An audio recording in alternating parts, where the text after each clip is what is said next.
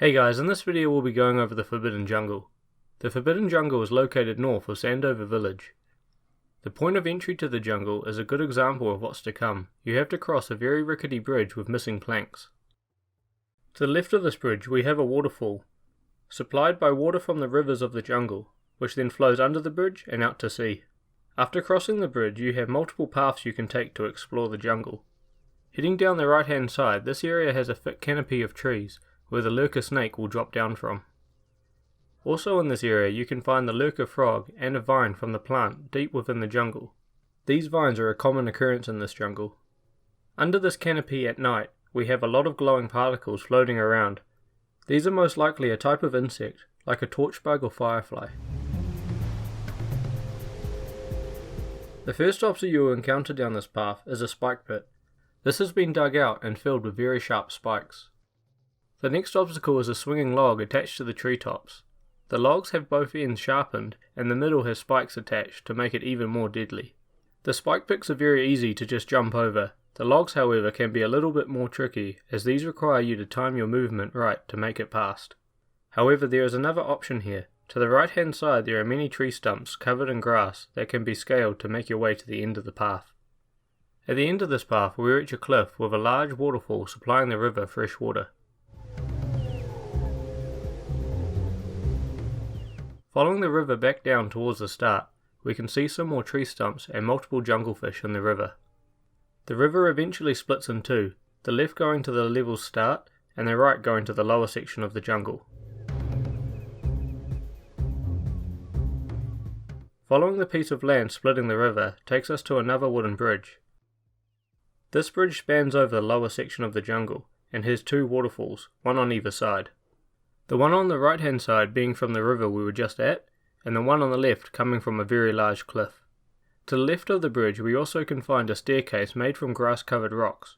It can be used to reach the lower section, but for now we will stay at the top. After crossing the bridge we come to a large open area, with 8 precursor platforms ascending around the ninth one in the middle. These give off a certain vibe. Ancient platforms in a forbidden jungle have quite the mystery behind them, like that of Stonehenge. To the left of these you can find a small trampoline, which can be used to reach the next raised section. Next to the trampoline you will find a yellow crate with a hazard symbol on it. This is filled with dark echo, so stay well clear of these. On the raised section above we have another swinging log, vines, and tree trunks spiraling around a tree.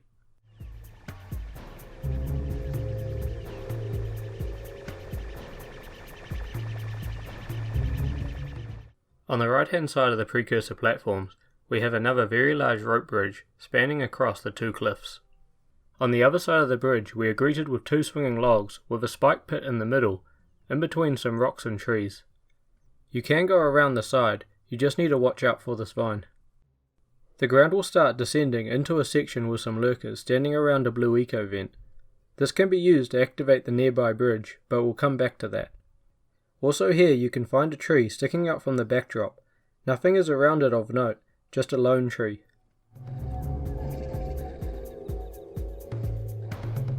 Past the blue eco vent you can find a small rock platform sticking out from the cliff that can be used to reach the next section. Up here we find the lurker machine stealing the blue eco from the temple. I've done a video on it covering this in depth if you want more info on it. After deactivating it, a mirror will raise up from the ground. You may have noticed these throughout the level. Connect them all to restore power to the village.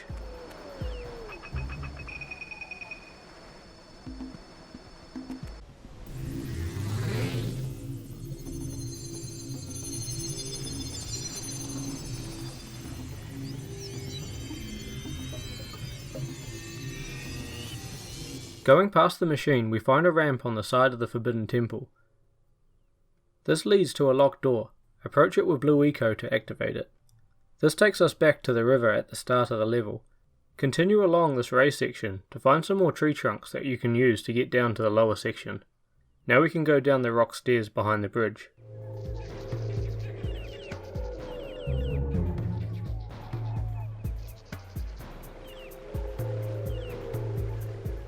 Here we can find the fisherman standing on a small bridge he uses to fish from. You have the option to help him out here, and in return he will let you use his speedboat. The fisherman is trying to catch fish that are flowing down from the river. These come from the large waterfall in the cliffs. Heading down the river towards the sea, we pass through a small passage in between two cliffs. You will find multiple junglefish throughout this river.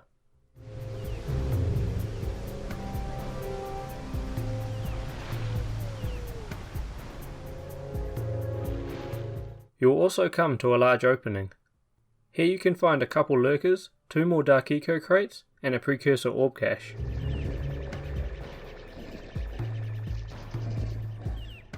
Also in this location are trampolines helping you scale the cliff to reach the upper section where the precursor platforms are. Continuing along the river, you will see pieces of precursor metal sticking up from the ground. These can be activated using blue eco on the platform above by the blue eco vent.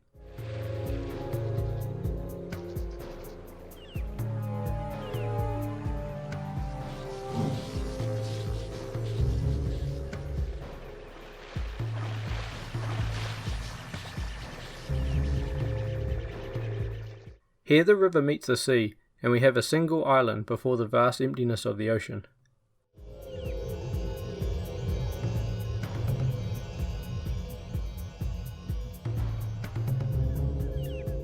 At the end of the river we have a precursor launcher that will take you up to the top of the cliffs. Back by the blue eco vent, you can activate the precursor bridge to reach the Forbidden Temple.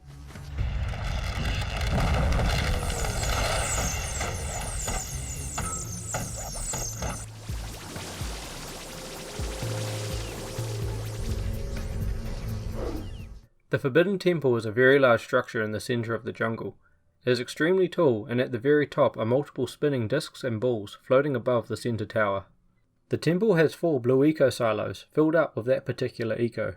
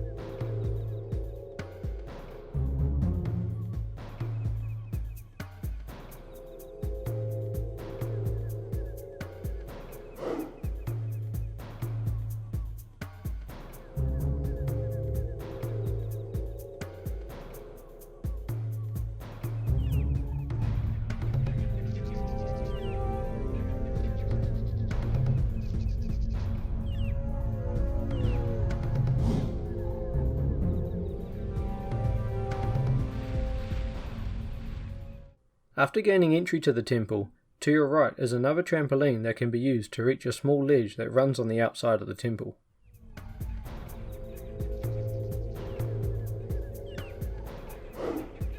To reach the top of the temple, you need to activate a series of precursor platforms with blue eco. You will then reach a precursor launcher, trampoline, and 3 more platforms to finally reach the top.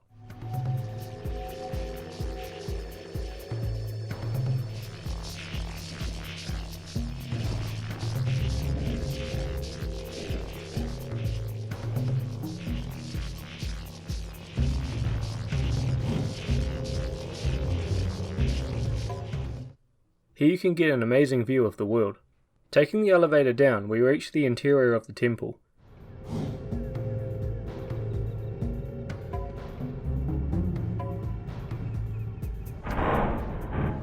You will notice a sealed eco vent and 2 precursor doors. This temple is made fully out of precursor metal, with a lot of the text found throughout. I have made a video on how to translate the precursor text as well, if you want to check that out. Going down the only open path is very dimly lit. There is a precursor launcher here, but no blue eco yet to use it. There are multiple floating platforms here you need to use to cross the voids below. Once crossed, you reach the blue eco vent switch. You can see a very large ball of blue eco inside before activating it. We also have a light source powered by blue eco above. Listen, if you need something to keep you busy, my father always talked about an ancient precursor pipeline hidden deep underground. Some of these pipes end in vents from which eco flows freely, and some have been capped off so that the eco is sealed back.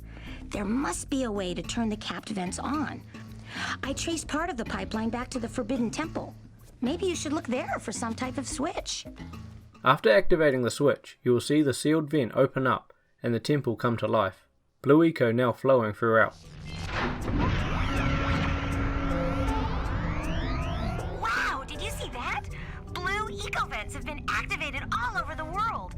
I knew there was a way to turn them on. There must be places to turn on the other eco vents as well. This adds a lot more vibrancy to the location. We now have the blue eco to activate the doors and launchers at the start. We can now go deeper into the temple. Much of the same floating platforms over voids, with one of the platforms being a rotating one instead. At the end of this path we find the dark eco plant. This plant serves as a boss fight before you can leave the temple. I have covered the dark eco plant in a previous video if you want more in-depth information.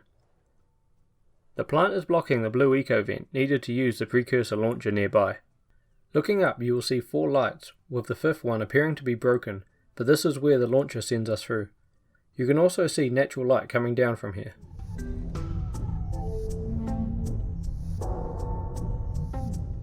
After launching up you will emerge from the centre pillar of the precursor platforms. You might notice that all the vines are now dead after defeating the dark eco plant, as its roots ran extremely deep throughout the jungle. The Forbidden Jungle contains 8 power cells, 150 precursor orbs and 7 scout flies. I have videos covering how to obtain all of these if you do need the help. The lurkers you can find here are the barbuck, the lurker eel, the jungle fish, the lurker snake, the lurker frog, the aphid lurker and the lurker shark. The other enemy you can encounter here is the dark eco plant and its vines. I have also made videos on all of these creatures as well if you are looking for more information. The Forbidden Jungle is a truly amazing area in the game, providing mystery as well as a good level of danger. The multiple paths you can take as well as the different height levels and the temple exploration makes this area feel extremely large. As well as the interaction with the world by shutting down the lurker machine, redirecting the eco beam, and killing the vines. In the game Jak X there is also a racetrack named Forbidden Jungle. I will create a separate overview however for this. And that's my overview of the Forbidden Jungle. Thanks for watching and stay tuned for the next one.